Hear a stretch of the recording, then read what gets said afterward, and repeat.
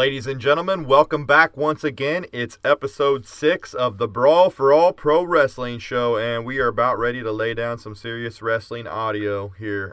Jeff Crow back this week. Stephen Lane, he's kind of sick this week. He joined me last week for the first time. Jeff, glad to have you back. How you doing? Glad to be back. I missed last week.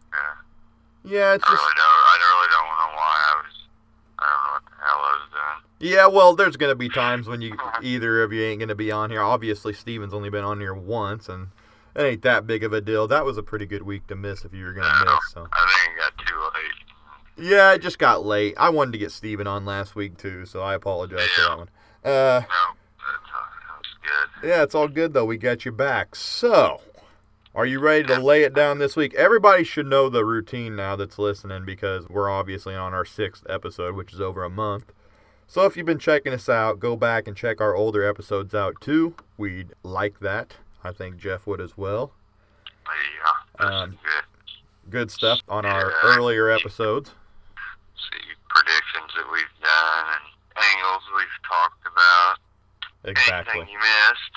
Exactly. So and then people who are just curious about what's going on, if they've just started, listening at the 6th episode, they can go back and see how things go. So yeah. And I'm ready to get it on, man. Raw, you ready? I am ready. Okay, shout out to Steven out there. Hope he gets better before I want to kick this off. So we're going to lay this down. Raw kicked off with the Authority coming out. All of them. Kane, Orton, Seth Rollins. This was the go-home show to Hell in a Cell this Sunday, which I'm excited to see, actually. Even though I think it's kind of ridiculous that they don't have a title match on the pay-per-view, but that's another story. What's your outlook on not having a title match on there? The title match? Mm-hmm. As far as... Not having a title match on there at all on a pay-per-view. Like, when's the last time that they've done that? I was just talking to a friend today, and we couldn't remember the last time or any time that they had a pay-per-view without a title match. What about Paige and AJ? Are we just talking? We're talking world title, WWE title. I don't remember ever having a pay-per-view without the world or the WWE, at least. They've always had one on. So, I mean, what's your thoughts on that? You think they should have a title match, or? Oh, well, I definitely think they should. I mean, I don't know, unless they plan on these guys here carrying the show well enough to, not to have to worry about a title match. They must. They're kind of like UFC. They have some that don't have title matches, but they'll have a couple real good matches, and they'll make 5 rounds. So, right. Get their money's worth, basically. Right. I don't know about this either, and I even heard Cesaro did an interview for Variety, and I think I've talked about them before. I read that he said that he's sick of seeing Cena and Orton for the 500th time. And I just want to say, I think I said that on an earlier episode, almost the exact same, 500th time and all. I quote that he said that. And, I mean, if he's saying it, I'm saying it. I mean, I think there's a lot of people who are saying, why are you having Cena and Orton again? I know. We've been saying it like every week, like, Cena Orton again. Yeah, and what about the other thing we talk about is the Authority kicking off the show every single week. It seems that way. I think that maybe last week, did they kick it off? Yeah, they kicked it off with Rollins. One of them at least kicks it off every week. Yeah, that's getting kind of old. They need to change it up or something. Right. Save that for metal or... Yeah, it's like, do they always have to come out and cut a promo? Just like Triple H can't stay off the mic. He's never been able to. He's out there 2 or 3 times. And it's always boring, too, man. Like, I'll never forget that time Foley cut that promo about him being boring.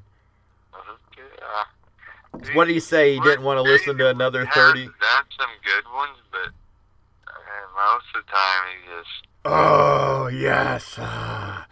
I'm going to cut another 30-minute, boring promo.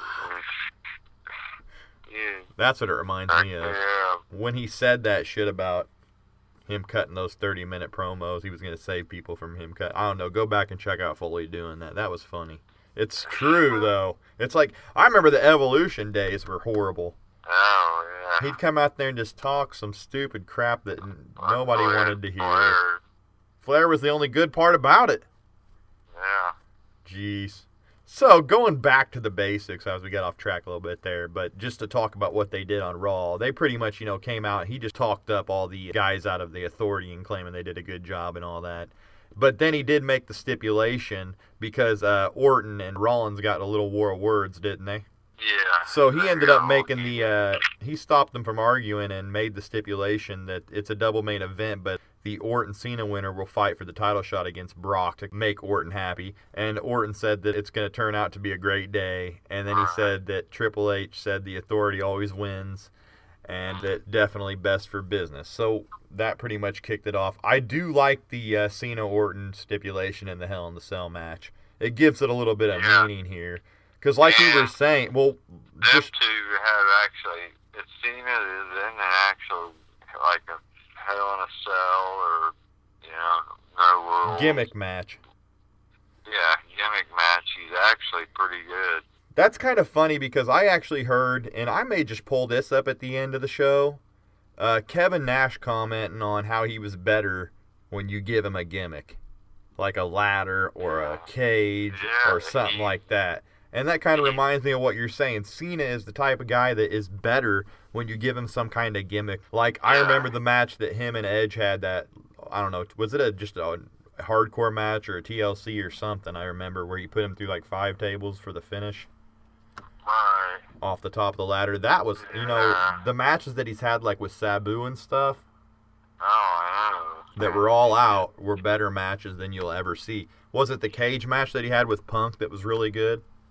Yeah, he had a real good one. Punk. So he's pretty much, if you give him a gimmick to work with, he's good. Yeah. But don't put him out there all by himself with no gimmick because it's not going to be a 5-star match.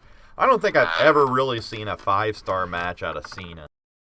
No. The one with Orton was no rules or no DQ, where you got Orton tied up and was beating him with the kendo stick. Yeah, I remember that, but that was during I think he got Cena up there, I think, was beating him too.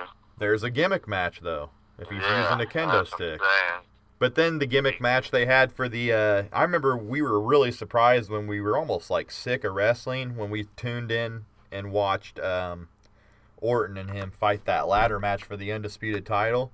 And we were shocked about the spots that they did that we never seen. And we were like, it kind of sparked the interest again, in my opinion. Yeah.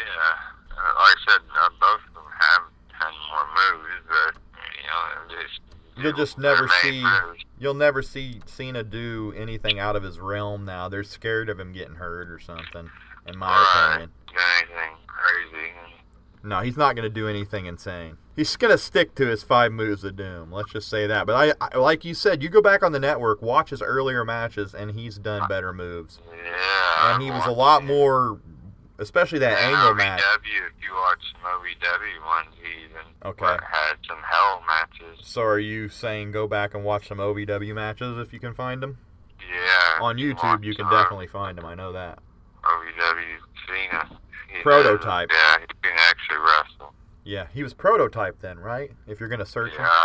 So I don't think they actually changed his name to John Cena till he was called up to the main roster. Yeah, I'm not sure. I don't know if they kept Prototype the whole time or they changed that. I don't know. I'm going to have to look at that. If he was Prototype John Cena or if he was just Prototype or what right before he came in. That's something to mention next week. Yeah. But I guess we can move on from that if you're, that was pretty much, oh yeah, they set up the Ambrose and Cena versus Kane, Rollins, and Orton for the main event, which I was not interested in seeing the main event again with these guys because it seems like every week that's all that's been fighting. Yeah, like Cesaro said, you get sick of Cena guys every week, and I'm sure a lot of people think that. What did you think of the next match, which was Sheamus and the Usos against Goldust, Stardust, and Damien Sandow this time, which is Damien Mizdow, let's not forget. And I'm going to tell you what, me and Steven even talked about this the last show. Mizdow may be one of the most entertaining people of all 2014. Yeah, they actually are. If you're going to go for downright entertainment aspect, his things that he was doing before with the impersonations, and now this Mizdow imitation is just hilarious. I think the feud with Goldust and Stardust would be pretty good because they're both real weird, squirrely characters. Or have just have a feud with Miz and Sandow. Miz and Sandow, that'd be just as good. Goldust got robbed of the pin in this, right? Yeah. He ran in and rolled up Sheamus. Tights. Yeah, used the tights. I remember Miz just at the ring looking like he just couldn't believe it. That was kind of funny. Yeah, them and Stardust would be pretty I like Golden. entertaining. I'm liking Golden Stardust together. Yeah, I do too. I don't care to see another Usos versus Golden Stardust match, although I did say I want him to keep the feud going. They could have thrown something in there, another tag team or something to mix it up, but I guess you would say this is the pay-per-view rematch, so I'm not too disappointed with it. What do you think of Sheamus? He's just floating around. He's still got the U.S. belt, but do you see him keeping it for very long? I don't know what their plans are for him. I don't either. I hope Cesaro... Maybe a European belt back. Cesaro's aiming towards the IC now, so I'd like to see... I don't know. I don't want to see Miz win the U.S. They could end up having Sheamus against Cesaro for, If by that title. I'm going to tell you what. If I was the booker right now, I'd say screw Miz. Let's put Sandow. Let's put the U.S. on him. Yeah. Because you could have a jealous Miz then, jealous of his own stunt double, which would be the ultimate time that he could turn on him, and that would turn Sandow face with the U.S. title. Yeah, I think he'd be fine on his own. If they get a great gimmick. Yeah. So, anything else to say on that match or that whole deal? Nah, I said that'd be a good feud if they do that. I think that would be really good. So anybody's listening, Because they take find notes. out each other really well, working as much as they do together. So. Right. I think it's really, their chemistry is good between Miz and Sandow right now. Yeah. So I think they could have some good matches, because that chemistry always can lead to good matches, in my opinion. Anytime you see a team break up, it's always usually a pretty good feud. Right. In my opinion. Basically know what the other guys gonna say. Right. So, moving on to AJ Alicia Fox with Paige. Alicia picked up the win due to Paige yelling at Alicia. Or, no, wait a minute. AJ took her down with the Hurricane Rana, and Paige yelled at Alicia as she rolls outside. And then they started to shove each other as AJ went over, but Paige revealed they planned it, and Alicia stilled the roll-up. So, that's what happened in that match. I'm not really interested, although that this does continue the feud with Paige and AJ for Sunday, which we'll pick the winner here in a bit. But, I'm not even interested in the Divas division right now. No. It's like they can only use a handful of people. It's not really meaningful at all. You pretty much can predict what's going to happen. But they did have Alicia pull the win off here, which I was kind of surprised. I think they need to bring a couple NXT girls up and throw them in the mix or sign. I don't know. Sign, really. I don't either. I just see, like, maybe bring the beautiful people in and give them a shot or something, but... Yeah, I read something about the Velvet Sky is all about TNA still. Okay, she kind of wants to stick around and help them. Yeah, I think. Well, you never know if Bully Ray makes the jump, which the rumors with Team 3D. We might as well get that out of the way. They've sent fillers out to each party, Team 3D to WWE and WWE to them, aka the Dudley Boys, on a return. They could do some Japan dates, but they see ultimately Team 3D return. So what do you think of that? I think it'll be good. I really do. I'm interested in anybody comes back. I'd like to see the Dudley Boys come back.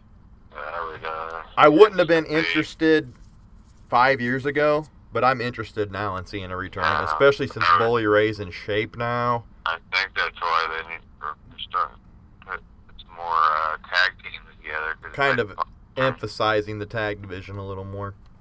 Yeah, and they'd be good, against Stardust and Goldust. Oh yeah, they would. tables matches I want to see return. They can still do them. Could lead to a little bit of an edge of hardcore to the show. I don't see the Dudley Boys wanting to be a PG character. No. I just don't see how you can use them PG. I mean, what are you going to have them be goofballs out there, go back to stuttering? Yeah. You know, I don't think that's going to happen. No. So if anything happens, I think, honestly, if they do split, I think Bully Ray was still kind of wanting to go on little singles run if they let him. I could see how him. He does. I could see him really doing a good singles run. I kind of want to see it. Yeah, I think he's pretty damn good on the mic now. Yeah, I've never been a huge Bully Ray fan. I know Steven that does the show with us too. He does not like Bully Ray at all. But you know what? No, I never used to, but since I've been watching him and seeing some interviews, and I like him. I don't know. Steven's just against, the thing. He always says, "You know who I am," or whatever. What's that? Right. He doesn't like that. I'm the guy. He just doesn't like that whole deal that he always says the same things on his promos. It gets annoying, he said. Kind of like Heyman always says the same thing. Right. I can see his point. The crowd chant it too. Right. I can see his point. Yeah. But that's just either way. Right. That's just a little tidbit we could get out of the way with Team 3D return, and that's one of the notes I had since we were on the subject. Randy Orton on the next part of Raw, going back to that. Randy Orton came out and told Rollins that he knows that he made the stipulation for his match Sunday, but he wants to know why he's looking out for him. Rollins said that he's a team player, and if by some miracle he beats Brock, that he would be World Heavyweight Champion. Rollins says that from there it's simple, and then he holds up his briefcase and implies he's going to cash it in, and Orton shook his head and walked away. And then Orton headed back to the ring after that. Sorry, he didn't come out in that. That was a backstage segment, obviously, right? Right. And then he came out to the ring and said he wanted to face Cena at Hell in a Cell, and it's the first time they've been in a match together. In this type of match together, right? Oh, it's not the first time that they've been in this match together. Let me... No, it's been since like 2000. The hell they have been in a Hell in a Cell before then. Yeah, they have, but I forget how long ago they said it was. Okay, so he says that this is not the first time that they've been in this match together. I'll double check it, but I'm pretty sure they said... Yeah, I kind of like to know. I never did look at that they've been in a cell. If they did, it wasn't very memorable, in my opinion. Yeah, maybe they haven't. Let me scratch another note off the list right now. If Orton and Cena main event this pay-per-view like I think they're going to, this will be the 100th main event that Cena's headlined on a pay-per-view. I read that. Passed everybody up. It's Cena, Triple H, Taker, Orton, and then Sting. The 100th time he's main evented a pay-per-view. That's incredible. Yeah. I mean, and you're talking probably from since 2004 he's been doing that. Oh, man. So, the wear and tear on his body, you can just imagine. Yeah, that's why I'm thinking he's going to be... He needs to take a break. Right. Take a break or do it like Shawn Michaels did. So anyway, ultimately, Cena came out and cut off Orton while he was out there. And they started talking back and forth. And, they brought up how both of them are from the class of 2002. And that's kind of sparked Heyman cutting them off. And he just kind of claimed that everything was laughable because the class of 2002 also featured Brock Lesnar. He said it was no surprise that Brock was the champ back then, and when they enter Hell in the Cell, Heyman says they could define a legacy against each other, but Brock has no equal, so the winner of the match is really a loser, because Heyman says that the loser has to fight the Beast. So he respects Orton, but he is telling him he wants no part of his client. I loved Heyman coming out. Oh, yeah, that's glad when he came out. Actually, Cena went to leave, but Heyman told him to stay put. And what ended up happening is Cena got pissed and lifted up, was it Heyman for the attitude adjustment, but he stopped and put Heyman down. But before that, Orton turned and dropped him with an RKO. Heyman was taunting Cena laying on the mat, but Orton turned and dropped him with an RKO too, as he taunted the crowd and left. So that kind of set up the match there for Hell in a Cell.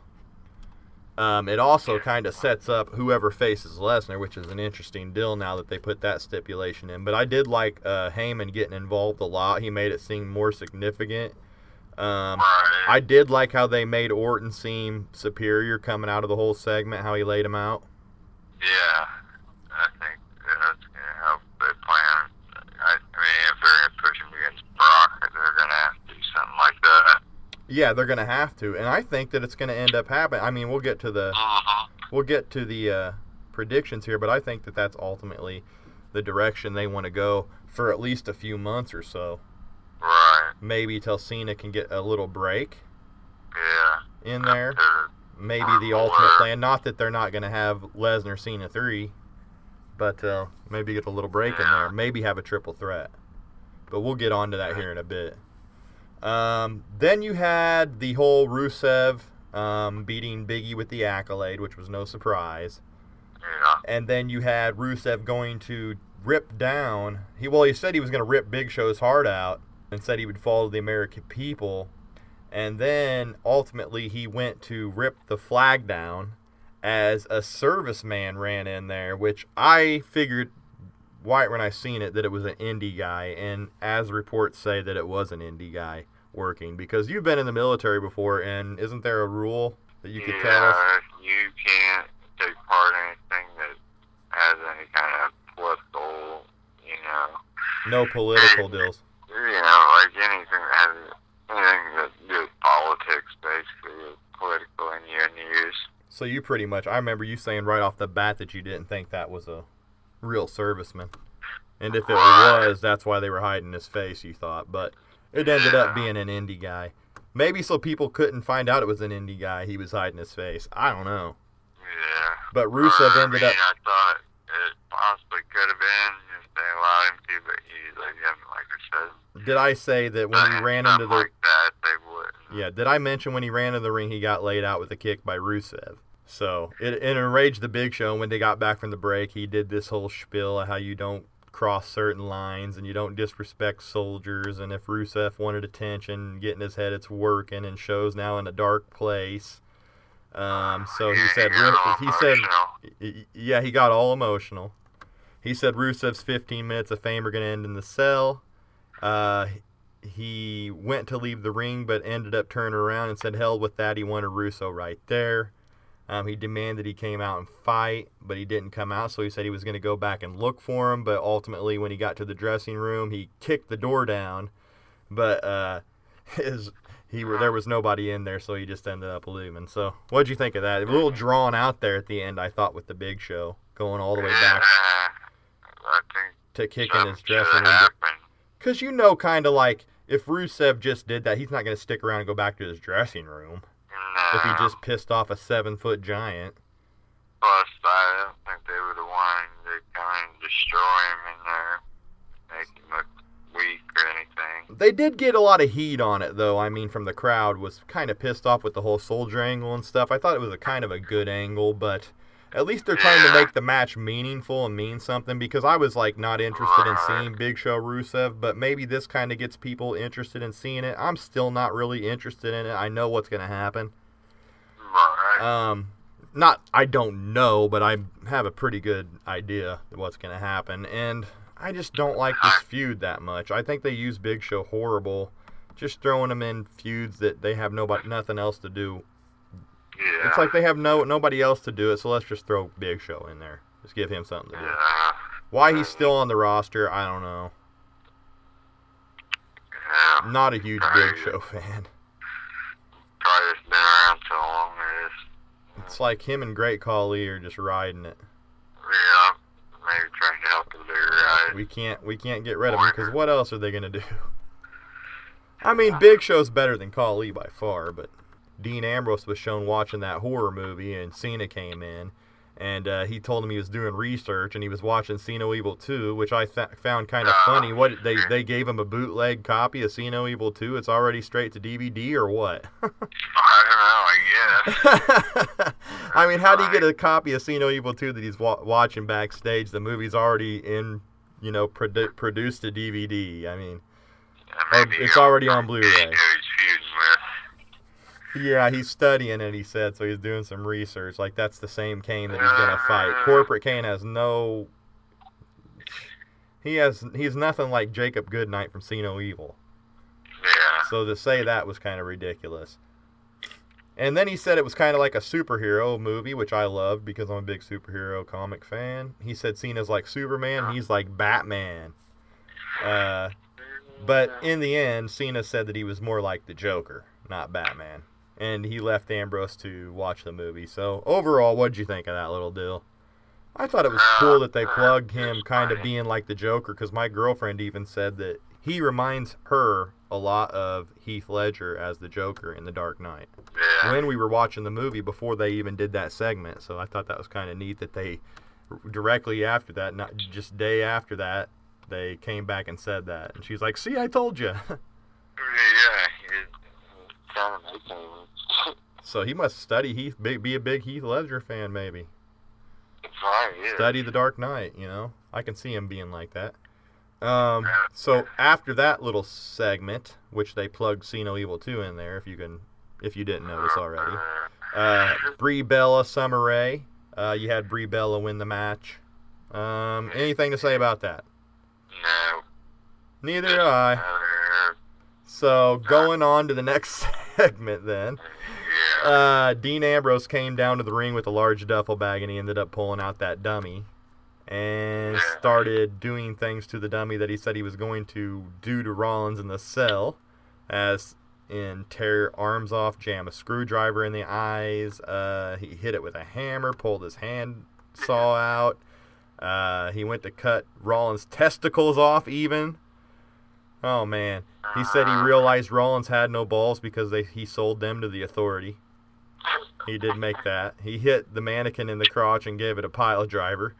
I like the reference. They're like, this is like when Flair used to knee drop his coat, I think Lawler said. So that was kind of funny. Oh, yeah. But ultimately, what'd you think of that whole deal? I mean, this is like trying to make him edgy like Stone Cold in a PG way. Right. I think that's what they're trying to do with him ultimately, and I just don't know if he comes off really that funny. Yeah. Other than the testicle part, I didn't find much of it that funny, like it really made me laugh. Like Stone Cold, he'd have me belly laughing. I mean, I want somebody that's going to make me really laugh. Yeah. Don't come off so forced and set up. Yeah. I don't know if that was off the cusp or what. What do you think? I the same thing, cause I just don't, like you said, Stone Cold would have made it a lot more. Oh, we would have been dying and wanting to rewind it and watch it again. He would have said a lot better stuff. But of course, you had TV 14 compared to PG. So I mean, he's trying. I don't know if it's a good idea to have him doing that stuff. The Green Mist and the hot dog segment and that just all came off really like dry to me. Right. Like they're really trying hard, and they're trying to. I mean, I've heard this saying, make chicken salad out of chicken shit.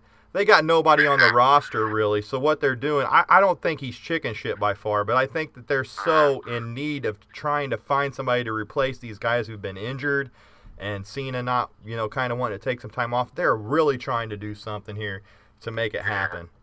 And I think that's why he keeps plugging Cena and Orton together, because he thinks that, we have nobody on the roster that's drawing any money except these guys. Yeah. So ultimately, I think that's... Ambrose is starting to... But they need to play it right. Let him go out there and say whatever. They finally gave Ambrose a T-shirt, I noticed. Yeah. Which I've been waiting for him to give him some kind of merchandise. I think I mentioned that on an earlier show. Why is there no T-shirts and stuff?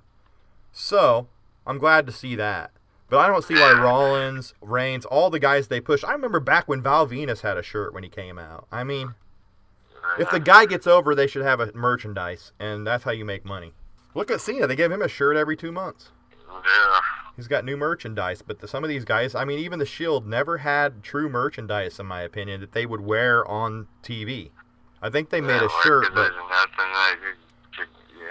they made a shirt, but they never wore them. Yeah. Because I do remember seeing, like, in an interview, Rollins had a Shield shirt on, and I'm like, so shit, they did make merchandise, you just never saw it. Yeah, I don't know. You think they would have wanted merchandise in the crowd being shown everywhere? Because when Austin was big, that's all that people had on. When Rock was there, you seen signs. Unless they knew in advance they were going to break them up. Yeah, maybe they didn't want to. But what was it, 2 years? I mean, yeah. Come on. You got to throw some merch in there. Yeah. What happened during this segment that was cool was Mick Foley coming back, kind of warning them the toll that the Hell in the Cell takes on the body, which you can't compare his Hell in the Cell to what they're going through because it's PG. Which I thought that kind of, if you're a fan, as long as we've been, you're not going to take that serious. No, there's no way you can compare that. I mean, that was an incredible match. Some of them back in the Attitude Era days. No, you can't. I think the Chris Jericho, Triple H Cactus Jack, you can't compare them to any of those matches. No. You can't even compare it to the first one, which was HBK and Taker. I mean, they're never going to get that good again because they don't get color. They aren't willing. Lesnar Taker was awesome. That's probably the last one that I really remember being just a knockdown, drag-out, badass match. Yeah. Those guys, that think. really put Brock on the map, in my opinion, when he did those feuds with Taker, and that Ultimate Hell in the Cell match was great, and how they went out with Lesnar on the top of the cell, holding the belt up. It was just cool all the way around. That was a perfect story that was told right there in that match. And I just remember Paul Heyman in that match getting so much color. I mean, Jesus, he was bleeding like I haven't seen a manager bleed that much before. Go back and watch that match on the network. What was that, 2002 Judgment Day? Let's see.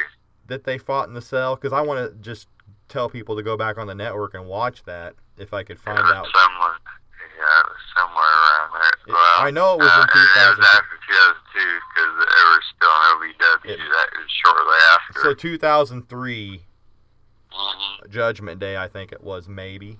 Was it Judgment Day? I think I said that on an earlier show that it was, so you'll have to look it up. Just look up the Lesnar and Taker's Hell in a Cell. They only had one, so. Yeah. Go back and watch that. That's an awesome match. That's a recommendation from me right there. So, I thought overall, though, that seeing Foley out there was cool. Obviously, he's really enveloped in this Santa thing, I guess. Yeah. Where he really likes to wear a Santa shirt every day of the year now, we found out. Yep. He is actually a Santa impersonator or something, right? Yeah. He belongs to that little club that does that stuff. And also he's a stand-up comedian now, which I haven't actually watched any of his stand-up. Have you? No, I haven't seen any. But I'd like to go check out his stand-up act that he did. Yeah, I'm sure it's pretty good. He did a little tour. I heard it was good. And he talks a lot of wrestling in it, too, I heard. So I'm going to have to check that out. I've always been a Foley fan. I liked him when he was Cactus Jack in WCW. So. Yeah, he almost did. He was so maniacal and crazy that you could not like him. Oh, yeah. And when he first got in there Monday night, he was all jacked up about that match. He was reliving it. Yeah, I mean, it had to feel cool with the cell above his head. And another thing that I wanted to mention about that is now that Ambrose is using the Dirty Deeds, which has been switched to the double arm DDT, which was one of Foley's finishers. Maybe he's a big fan of Foley, and Foley came to plug him, you know. Yeah. Give him a little rub.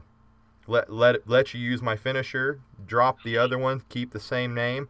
There's no word on why the Face Lock Buster was dropped, but he actually is calling that Dirty. Did you notice it's Dirty Deeds now as the double arm? Yeah, which I really like that. I really like that faster, snappier finisher that he can pull off. Yeah. I think that's one of the reasons he's changed it.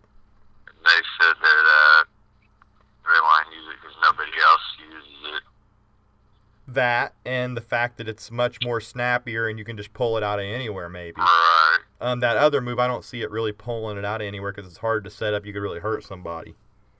Yeah. The way he does I that. I still think Orton's got the best one. Orton's got the best move because it's that snappy. I agree with DDP. And The best you can do it finishers. anywhere. Right. Oh yeah. You can hit it from anywhere. That's what DDP said. The best finishers are something you can hit out of anywhere and you can hit in a moment's notice. He said he knew when Austin started using that stunner that it was going to get huge. And he was going to get over. He actually, a cool story I remember is that and you can go back and look, Hunter Hearst Helmsley's first match he used the diamond cutter. But it was a move that DDP had showed Triple H before he had left WCW. So what DDP did was called him and begged him not to use the finisher and change the finisher, please, because it was really starting to get over. Yeah. So ultimately, Hunter Hearst Helmsley went and used the pedigree, or else we wouldn't have the pedigree today. Yeah, that's great. Yeah. So. It's harder to get on somebody, but. Right. It worked out for him though. Ultimately, in the end, that's a badass finisher. Yeah, I mean, getting that, you're finished. Right. It just would have been weird if he could have kept the cutter like that, you know. Yeah. Anyway, getting down to the last two segments, Dolph Ziggler and Cesaro. I texted you that this was going to be the match right here, the night. I remember that. And ultimately, it ended up being the match of the night, in my opinion. Yeah. I mean, these guys pulled off some great spots. It was one, yeah. That's not I mean. That finish, the finish where he dropped the uppercut out of that little scenario. Oh man, it was great. Yeah, him and Ziggler worked together real good. Yeah, they told a good story in the ring from beginning to finish. I thought it was a great match. And once again, Cesaro pulls out match of the night. What do you expect by now? I mean, I kind of agree. I kind of agree with something that Stone Cold Steve Austin said, which he thinks he needs to tweak his look a little bit. Maybe get rid of the Jason Statham look just isn't working. Right. He said he'd like to see him clean shaven, bald, maybe more like his gimmick was. Give him that more cleaner WWE cleaner look. They like that clean look. Yeah, and they had Cody Rhodes like that for a while, and right. It didn't really work. So. I just think that Cesaro needs that cleaner look to get him over ultimately. He's got everything that you can ask for. He's got the whole package. He's got good mic skills too, man, if they let him talk. So this guy is all around a great worker. And if they get him some better boots and knee pads. I would like to see him kind of maybe tweak the tights and I think he is wearing knee pads now, though. I think I noticed that last couple Raws that he's got knee pads on now. Trying to tweak his in-ring look a little bit. But just wearing the tights and stuff, I think it can get over with the way he's been, but they just got to do something. There's something missing about him that's going to put him over that level, and I think if he can find it, he could be the top guy. Yeah. Because he could be a heck of a face. Oh, yeah. I see if they turned him face, that could be a good thing. Yeah, running Hill for a while. If he can get that look down, like Stone Cold said, there is something missing. And he brought that to my attention, and I thank it too. But we always praise him, and he did have the match of the night again, and I don't know. I think he deserves to be higher on the card. At least, I hope he ultimately wins the IC title from Ziggler. As much as I like Ziggler, I think Cesaro should have it now. I think he's surpassed Ziggler in the rankings, in my opinion. Yeah. Ziggler's kind of getting on the veteran side now. Yeah, he's getting up there. I figured they'll probably push him. So anything else you have to say on Cesaro or Ziggler or about that match? Just Cesaro, his parents and stuff. I think, that would probably help. Yeah, I think so too. The scruffy look. And I think they need to put more of like a mean streak in him. Yeah, I mean, they try to make him like he's a badass, but he really doesn't come off as a badass. They did on one episode where he destroyed like 3 or 4 dudes. Right. I'd like to see him coming out and just neutralize. I'd come out and just tear about 4 or 5 guys up. Book them more like you did Lesnar in the beginning or something. Yeah. Just come out all of a sudden in a match and just destroy some guys, but really get him some good heat, in my opinion. Right. That he needs. He needs that edge to him. Yeah. Right. So, moving on to the last match of the night, the handicap street fight, Cena and Ambrose against the Authority. It was just a so-so match, but what ended up happening was Orton hitting the RKO out of nowhere on Cena and getting the pin. But right after that, Rollins ended up curb stomping Orton as he rolled back in. And then he yelled that he called the shots around here, and he climbed up on the cell and celebrated. I thought this was a great ending to the Raw. I thought it was a great setup to the match. What did you think? Oh, yeah. I definitely think it was good. I do want to see a Rollins-Orton feud. Yeah, I think it'd be good feud. I think they accomplished 4 things. They accomplished, well, 3 things. They accomplished the Orton-Cena match, making it worth something. They accomplished who's going to fight Lesnar, making that storyline. And now, possibly, the Rollins-Orton feud has been set up. So you've got 3 good storylines going right there. And if you want to go Ambrose-Cena, that'd be great. Maybe that's what they're going to do. Yeah, they can. That's 4 good storylines going right there on TV. They can go a bunch of different ways with it. Put him against a lot of people. Right. Probably Brock, I think. Probably do Rollins first. But they're going to have him beat down Rollins. Yeah, I just don't, like I said, I just can't see Rollins as a main event guy. He's not on Lesnar, he's not on Orton, he's not on Cena's level. I don't know, maybe a new look, and I don't know if they want him doing all that high flying. Right. They're not going to let him do that on a regular basis. No, he's going to get injured. So, ultimately, I see him losing that Money in the Bank somehow. I don't ever see him cashing that in. No, I don't think he will, unless he tries it on Lesnar somehow if they go with an angle that way similar, but I don't think that's what they're planning on. That is the end of Raw. I think we're going to make the predictions for Hell in a Cell now. What do you think? Yeah, let's go ahead. Okay, actually, I just want to make a note that Mizdow TV is going to be the pre-show, and he will be interviewing The Miz. So they're going to have Mizdow TV instead of Miz TV for the pre-show, so I'm kind of interested in seeing that. The pre-show panel is going to be Alex Riley, Booker T, and Paul Heyman. Wow. So that's interesting that he's going to be on the panel, and that starts 1 hour before the show, so I'm interested in seeing that. Yeah. And if you ain't doing nothing, man, I'm coming by Sunday to watch it. Oh, I'll be Girlfriend's out of town, and we can watch it together. Heck, maybe we can just do the show fucking right there. Yeah. For a live Cam on, we'll do it. a live result show. Yeah. Yep. Turn on the cam. Well, all I gotta do is bring the mic and record our audio. So I don't think we could put if we put the visual up, I don't think YouTube would keep it up. Yeah. But we can get the sound and our opinions as the show's going on. So. Yeah. And edit it as need be. So we might do something like that. That'd be cool to do something out of the ordinary. But getting on to Hell in the Cell. They actually announced on Raw also that the Usos and Goldust and Stardust are going to be fighting, just for our note, as I already said that. So what do you say? Goldust, Stardust over Usos is what I have. I don't see Gold and Stardust losing those belts. That's what I don't see them losing either. I think it could be a really good match if they started off again. They always seem to have really good matches, but I'm interested to see how the finish is going to go on this, what kind of story they're going to go here. Is there going to be a new team come in, maybe? I don't know. They could go with Usos for some reason, but I still think they're going to Would this be a good spot to debut somebody like the Ascension? Yeah. I think it would. I really think it would. I think the Ascension needs to be on TV. Yeah, they need somebody, another team to get in that mix there. Right. But ultimately, I see Gold and Stardust over the Usos. You do too? Yep. I'm going to take AJ over Paige. I don't see him hot-caking the title back and forth so much. I don't either. I'm taking it for the safe bet, but they could do it just to keep the feud going while Total Divas is airing. Yeah, I was thinking maybe Paige take it, but...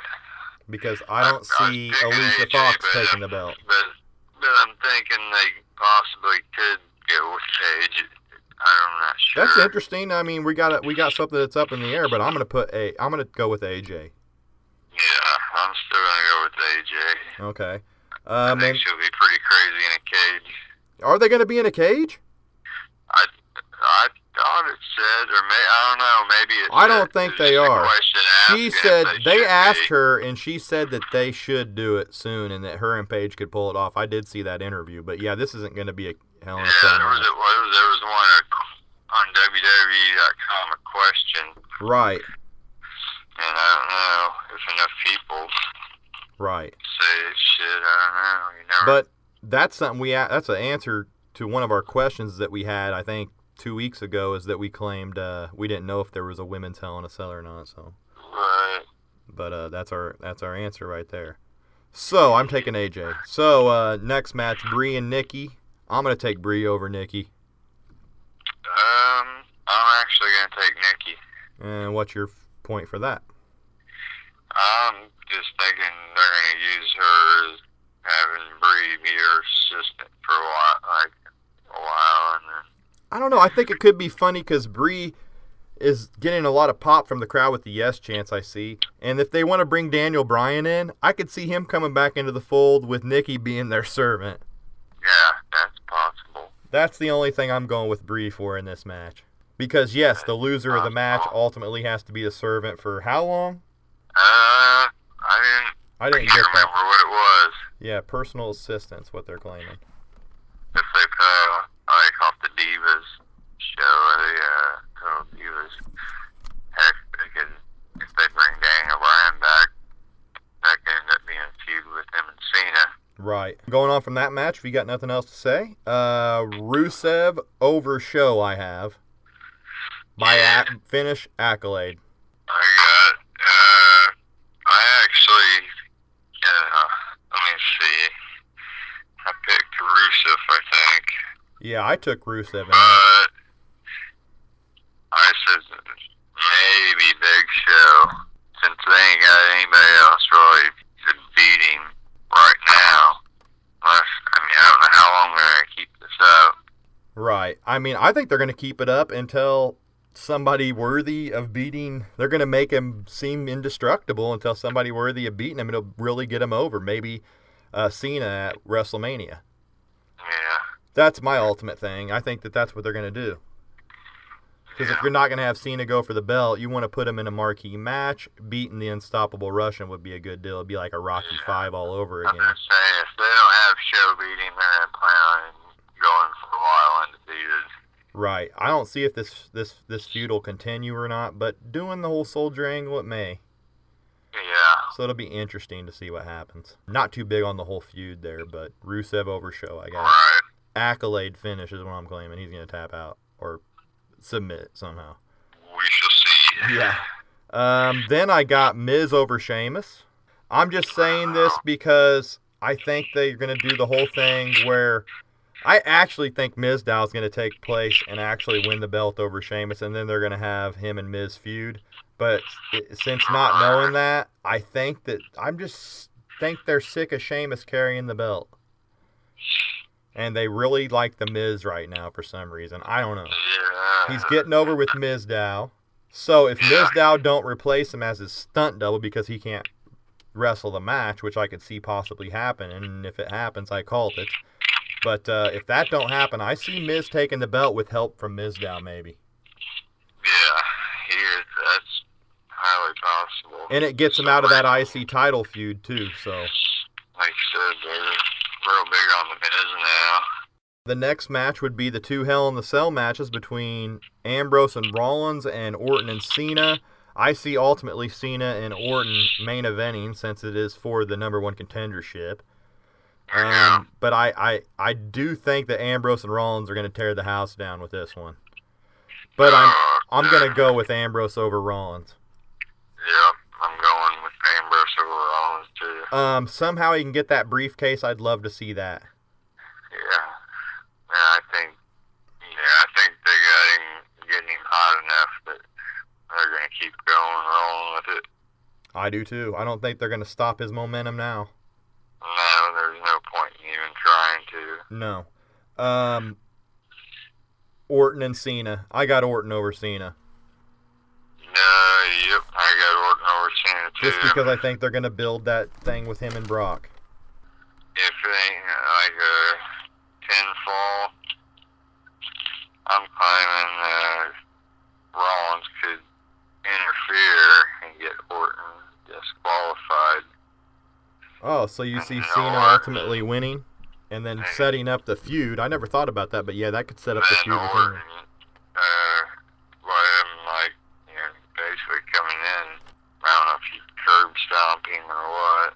Well, I just think there's so many... I think you would just cost him the match and then Orton ended up RKO'ing him. Okay, so you ultimately see Cena maybe winning by DQ? Yeah, and that's starting the early face turn. I'm going clean win by Orton in it. So. It could be. Okay, but well, good. Like I said, it's good to have conflicting opinions. Rollins is going to get in it somehow, I think. He's got to, unless Ambrose disposes of him during the Hell in the Cell, where he can't. Yeah. Which puts him out of the picture. But you never know. You never know. I think I could see him showing up for sure. He's been doing it for how many main events now? So, there's lots of different possibilities. But we know that they are scheduling Cena Lesnar 3 for Rumble. So I kind of see Orton winning just for the case of them wanting to work that program for about 2 months. Yeah. But I ultimately see a triple threat being set up in the making too during that feud with Lesnar. And I see a Orton face turn. Or a tweener turn where he's not face, he's not heel, but he's just right in the middle. Right. Could you see a good little team up between him and Ambrose? Yeah. Similar personalities, kind of. Yeah. He might be able to let Orton bring out his personality. Yeah, interesting. They might think about that. Yeah, a little team between with Ambrose and Orton would be kind of cool, in my opinion. So I think ultimately they could go that direction, but there's so many possibilities, like I said. Yeah. But that wraps up the Hell in the Cell predictions for this week. So next week it'll be cool because we're going to go over the results. If we don't do that show that we're going to maybe do. News and rumors. Do you have anything good you want to talk about? Let's see. Because I've got some. So. I got some here too. Have you heard the Ryback returning soon rumor? No, I did not hear that one. And they possibly want to renew his singles run. So I think ultimately Ryback deserves one more try. He got cut off short. I read something last week, I think, but I didn't read a whole lot into it or what it was. I was like, well, I just don't want to see I thought it was terrible when Ryback got just cut off there with CM Punk and they had him turn heel on Cena. Yeah, way too soon. Stopped any momentum he had. And he had momentum. Yeah. I remember sitting there thinking, is this guy going to take the belt? Yeah. I mean, he was getting some pops. The Feed Me More thing was getting over, and it's just like they stopped it cold in his tracks. Yeah, Daniel Bryan came in the picture and all kinds of stuff. Before I forget, did I ever mention about the ratings for Raw this week? Nope. Okay, well, it dropped the first hour, rose the second hour, and then dropped the third hour again, which is kind of rare. But it was the lowest draw since May 26th for a Raw. And the only 2 episodes this month to do worse in the ratings is May 19th and 26th, which was against the Stanley Cup. So do you have any comments on what's going on with the ratings here? They've got to be worried that people aren't watching. Yeah, I'm not sure what's You think something to do with Lesnar never being on there with the belt? That's got to do probably quite a bit with it. I mean, obviously the I Ambrose. don't realize how many people tune to watch him. Right. It doesn't seem like Ambrose is boosting any ratings.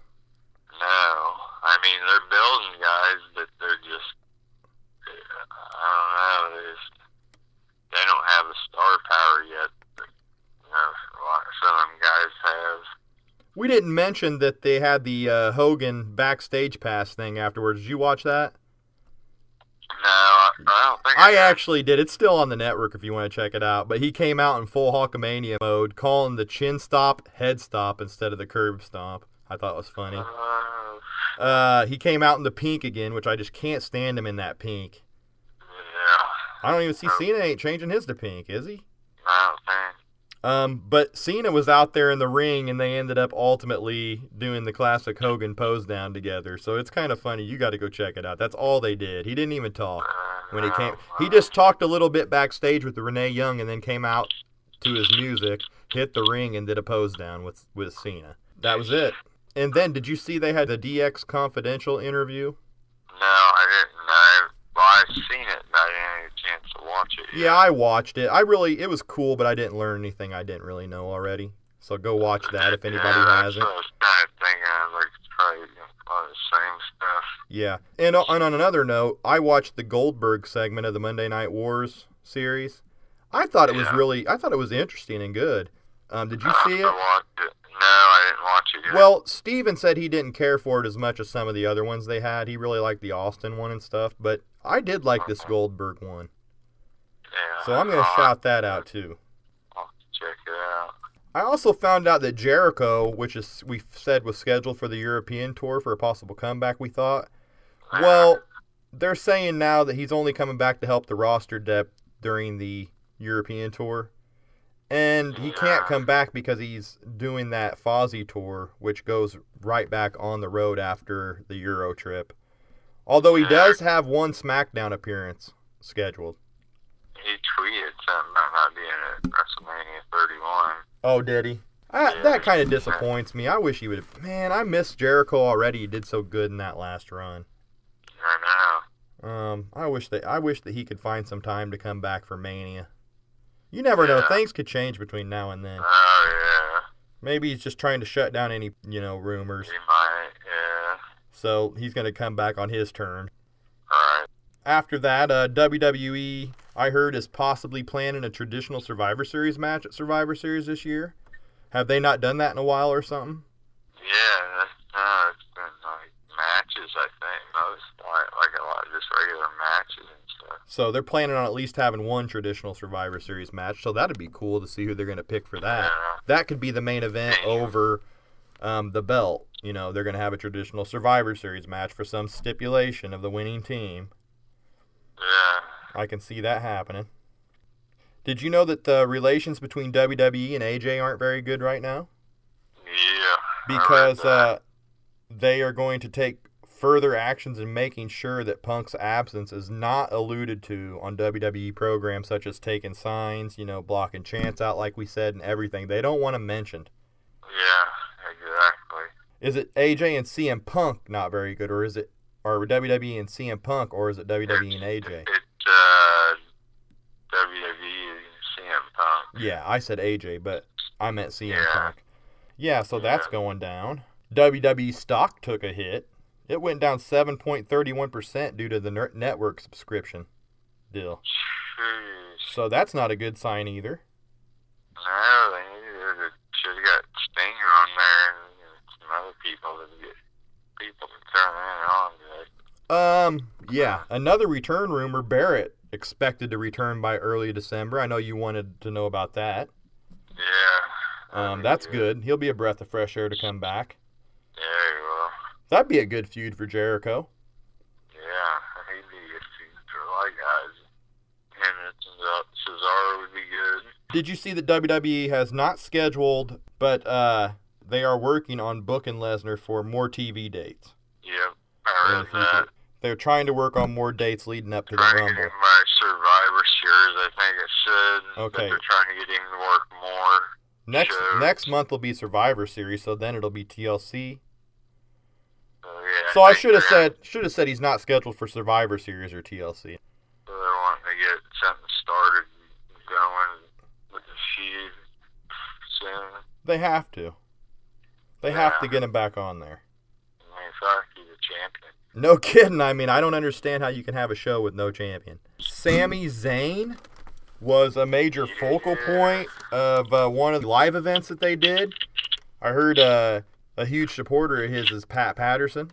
So that's cool. I'd like to see him up on the main roster soon, and I'm glad that somebody's getting behind him. Yeah. Hugo Savanovic, a former Spanish announcer. I don't even know if that's how you say his name. He has announced that Mysterio's done with WWE, and once it's done, he's going to be signing with AAA, the Mexican organization. So that's kind of interesting that he's already saying he's done before the contract has even been up. Oh, yeah. That he will ultimately sign with AAA Yeah. and let his contract expire. He's pretty much just done. Yep. Another note that I wanted to do, and I know you were the one that brought up a lot of the Cena, Turn and Hill things. I know Rumors. what you're about to say. Yeah, did you hear the interview that he did about the Turn and Hill? Yep, he'll never do it. He'll never do it. He said that he quotes this. I quote this, that he said that when you do that, everything you say, everything you stand for gets erased. It's a poor business decision. So, and ultimately, in my point I of got view, thinking about that. not at They all. could do with Hogan, I think, back in the day because it was more edgy and they were, getting crazy with Hall and Nash coming over and all that. Starting the NWO. And like they said, it was just the right timing, Exactly. I guess that's it for the rumors that I have. I have no more if you don't have any more. Let me see. I don't think I got too many. Yeah, I think I hit all my notes that I needed to hit. Jim Ross. Oh, I read something about Jim Ross. I was thinking that he was saying that they should, WWE should look at TNA talent, some of the younger guys and some bigger names. I totally agree. Sign them. Yeah. Actually, a good point, because right now I could play a tidbit that Steve Austin talked about on his podcast about TNA wrestlers in WWE.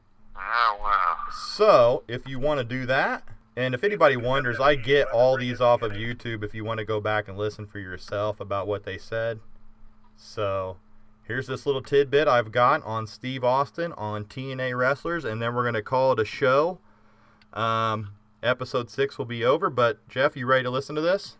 No, I'm ready. There's some good talent over there. There's a couple of cats over there that I see potential all over. I'm not going to mention any names because I don't want to put the jinx on nobody.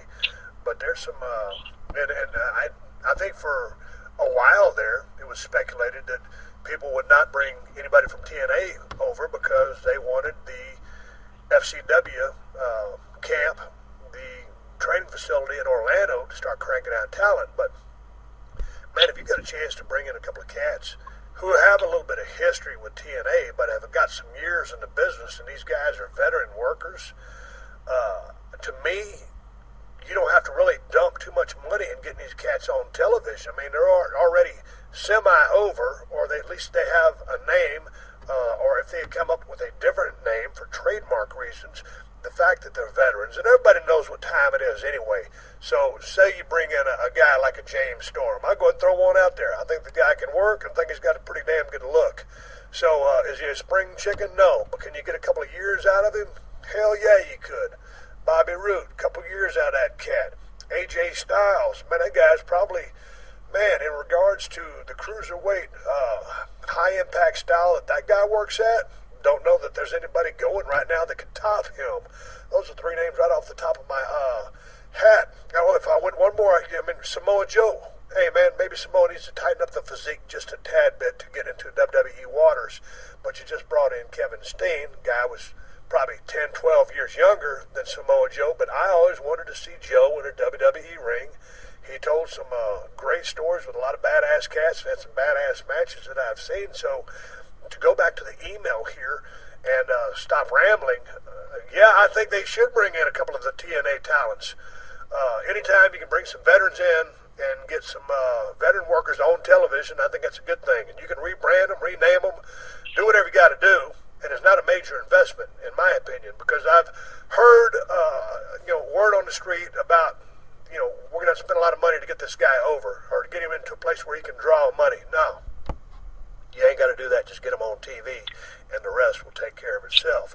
You got a thin roster. You got a bunch of guys hurt, Ain't gonna hurt nothing to bring a couple of vets in to help that in-ring product. And honestly, it's in a war of attrition, bring in some more depth to that talent pool. Well, there you have it.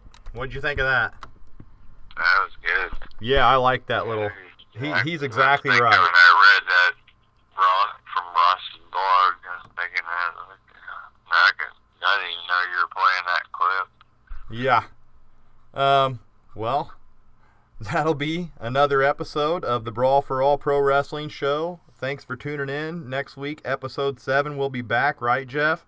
Oh, yeah. We'll definitely be back. We were glad to join everybody this week, and we hope everybody tunes in, subscribes, gives us a comment.